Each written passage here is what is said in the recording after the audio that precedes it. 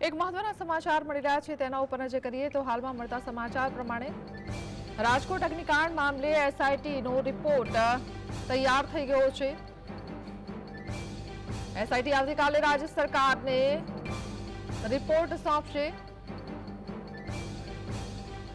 તપાસ રિપોર્ટ મળ્યા બાદ સરકાર હાઈકોર્ટમાં રજૂ કરશે। હાઈકોર્ટે જોકે આ પહેલા પણ સરકારને ટકોર કરી હતી અને અનેક પ્રશ્નો કર્યા હતા, ત્યારે આ રિપોર્ટને લઈને પણ અનેક સવાલ કર્યા હતા।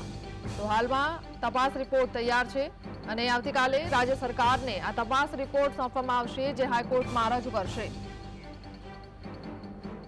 કે જે આખરી અહેવાલ છે એ 20મી તારીખે આપણને જે પહેલા કમિટી બની હતી એનો અહેવાલ મળવાનો છે, કોર્ટમાં પણ એનો જવાબ આપવાનો છે। એટલે 20મી તારીખે સરકારમાં રજૂ કરશે અને સરકારમાં રજૂ કર્યા પછી એ રિપોર્ટ હાઈકોર્ટના આનુષંગિક જે મુદત હોય એ મુદતની અંદર એ અહેવાલ પણ રજૂ કરવામાં આવશે। સાથે જે બીજી કમિટીની રચના કરી છે એ રચનાનો અહેવાલ પણ આપણને 30મી જૂન